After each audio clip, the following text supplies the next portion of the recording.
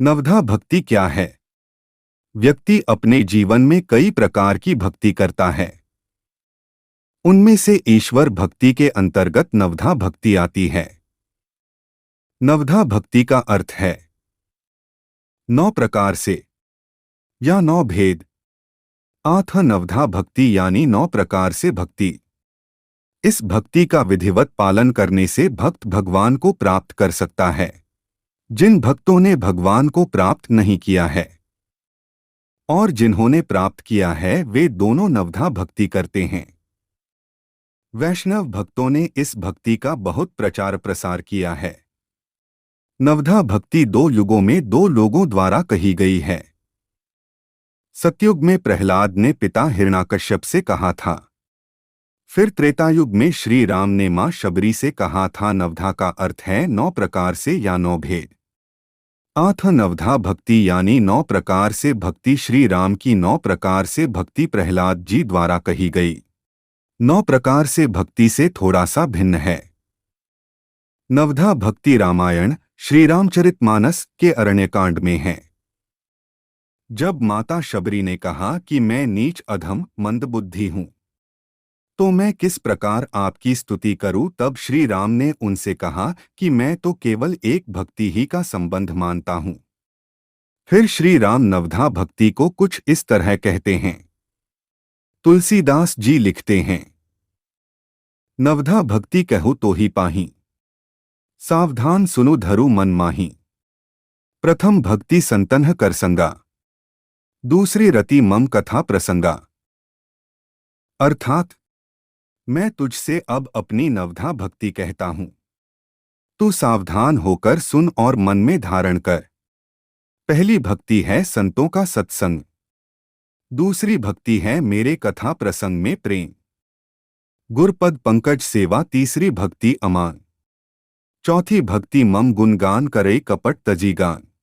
अर्थात तीसरी भक्ति है अभिमान रहित होकर गुरु के चरण कमलों की सेवा और चौथी भक्ति यह है कि कपट छोड़कर मेरे गुण समूहों का गान करें।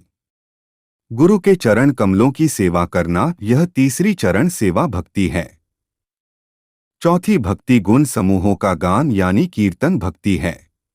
मंत्र जप मेरा दृढ़ विश्वास है। पांचवां भजन वेदों का प्रकाश है। छठ दम सील बिरती बहुकर्मा, सदाचारी धर्म में निरंतर लगे रहना। अर्थात मेरे राम मंत्र का जाप और मुझ में दृढ़ विश्वास। यह पांचवी भक्ति है जो वेदों में प्रसिद्ध है। छठी भक्ति है इंद्रियों का निग्रह, शील, अच्छा स्वभाव या चरित्र, बहुत कार्यों से वैराग्य और निरंतर संत पुरुषों के धर्म आचरण में लगे रहना। सप्तम सम मोही माया जग देखा, मोटेन संत अधिक करी लेख। आठवें जठलाभ संतोष, सपने हूं नहीं देखा पर दोष। अर्थात सातवीं भक्ति है जगत भर को संभाव से मुझ में ओतप्रोत राममय देखना और संतों को मुझसे भी अधिक करके मानना। आठवीं भक्ति है जो कुछ मिल जाए उसी में संतोष करना और स्वप्न में भी पराये दोषों को न देखना। नवम सरल सब सन छलहीना, मम भरोस हियम हरष न दीना। नव महुआ एक जिन्ह के होई, नारी पुरुष सचराचर कोई। अर्थात नवी भक्ति है सरलता और सबके साथ कपटरहित बर्ताव करना, हृदय में मेरा भरोसा रखना और किसी भी अवस्था में हर्ष और दैन्य विषाद का न होना। इन नवों में से जिनके एक भी होती है वह स्त्री पुरुष जड़ चेतन कोई भी हो, सोई अतिशय प्रिय भामिनी मोरें। सकल प्रकार भक्ति दृढ़ तोरें, जोगी बृंद दुर्लभ गति जोई। तो कहो आजु सुलभ भई सोई। अर्थात हे भामिनी, मुझे वही अत्यंत प्रिय है। फिर तुझ में तो सभी प्रकार की भक्ति दृढ़ है, अतएव जो गति योगियों को भी दुर्लभ है वही आज तेरे लिए सुलभ हो गई है। प्रहलाद जी द्वारा कही गई नवधा भक्ति श्रीमद् भागवत महापुराण के 7वें स्कंध के 5वें अध्याय में है। वह इस प्रकार है। हिरण्याकश्यप पुत्र के प्रेम में विभोर होकर प्रसन्न मुख से प्रहलाद को अपनी गोद में बैठाकर पूछा। हिरण्याकश्यप ने कहा, मेरे प्यारे बेटे, कृपया मुझे कुछ उत्कृष्ट बताओ जो तुमने पढ़ा है। समय के साथ आपने अपने आध्यात्मिक गुरु से और कुछ नहीं सीखा है। अर्थात हिरण्याकश्यप ने कहा, पुत्र प्रहलाद, इतने सारे दिनों में तुमने गुरु जी से जो शिक्षा प्राप्त की है उनमें से कोई अच्छी सी बात हमें सुनाओ। श्री प्रहलाद महाराज ने कहा, मनुष्य को भगवान विष्णु के चरणों का श्रवण, कीर्तन, स्मरण और उनके चरणों की पूजा करनी चाहिए। पूजा, वंदन, दास्ता, मित्रता और आत्मसमर्पण। यदि किसी व्यक्ति ने इस प्रकार स्वयं को भगवान विष्णु के प्रति समर्पित कर दिया है तो उसके 9 लक्षण हैं। मुझे लगता है कि भगवान की मदद से जो किया जाना चाहिए वह सबसे अच्छा सीखा है। अर्थात तब प्रहलाद जी ने कहा, पिताश्री विष्णु भगवान की भक्ति में 9 भेद है। भगवान के गुणलीला आदि का श्रवण, कीर्तन, रूप नाम आदि का स्मरण, उनके चरणों की सेवा, पूजार्चन, वंदन, दास्य, सख्य और आत्मनिवेदन यदि भगवान के प्रति समर्पण के भाव से यह 9 प्रकार की भक्ति की जाए तो मैं उसी को उत्तम अध्ययन समझता हूँ। श्री प्रहलाद जी ने भक्ति के 9 भेद इस प्रकार बताए।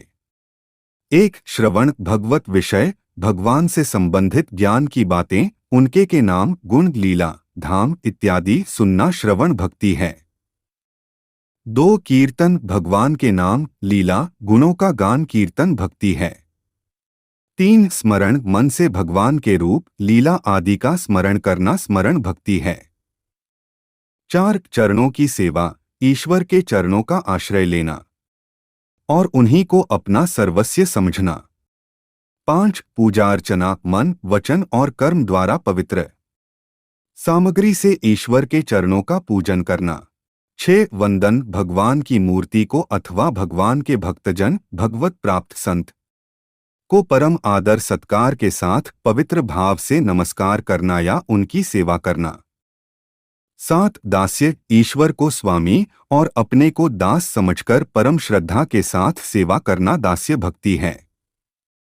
8. सख्य, ईश्वर को ही अपना परम मित्र समझना सख्य भक्ति है। 9. आत्मनिवेदन, अपने आप को भगवान के चरणों में सदा के लिए समर्पण कर देना और कुछ भी अपनी स्वतंत्र सत्ता न रखना आत्मनिवेदन भक्ति है।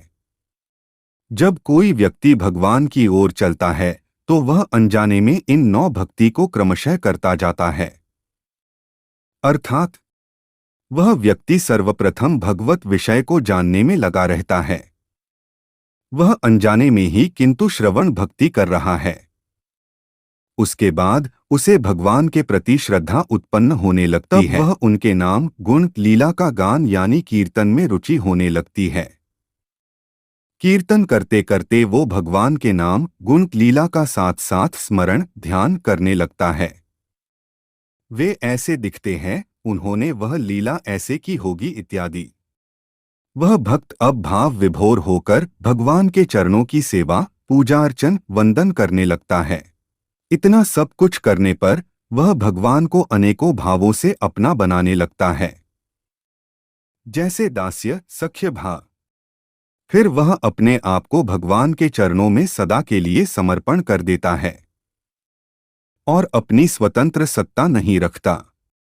मैं राम का हूँ, मैं श्याम का हूँ, यह भाव रखता है। नवधा भक्ति में 3 प्रमुख भक्ति हैं, श्रवण, कीर्तन और स्मरण। इनमें सबसे प्रमुख स्मरण भक्ति, फिर कीर्तन भक्ति, अंत में श्रवण भक्ति है। स्मरण भक्ति सबसे महत्वपूर्ण इसलिए है क्योंकि स्मरण मन से होता है। मन ही बंधन और मोक्ष का कारण है। मन जब तक शुद्ध नहीं होगा तब तक माया दुहक, दोष आदि से मुक्ति नहीं मिलेगी। आथ केवल स्मरण भक्ति करे। चाहे स्मरण और कीर्तन दोनों मिलाकर भक्ति करे, लेकिन स्मरण भक्ति अवश्य होना चाहिए। स्मरण भक्ति के बिना कोई अन्य भक्ति लक्ष्य को नहीं दिला सकती, भगवान से नहीं मिला सकती। यह स्मरण महत्वपूर्ण है। हमें आपको हरि नाम संकीर्तन कैसे करना चाहिए मैं बताया था। जब प्रहलाद ने नवधा भक्ति कहा तो हिरण्याकश्यप अपने पुत्र से क्रोधित हो गया और उसने बहुत बुरी बातें कही। तब गुरुपुत्र कहते हैं, श्री गुरुपुत्र ने कहा, इंद्र का शत्रु तुम्हारा यह पुत्र न तो मेरे बारे में बोल रहा है और न ही किसी और के बारे में। हे राजा, इस आदमी की बुद्धि स्वाभाविक है। कृपया इसके क्रोध पर नियंत्रण रखें। कृपया हमें क्रोधित न होने दें।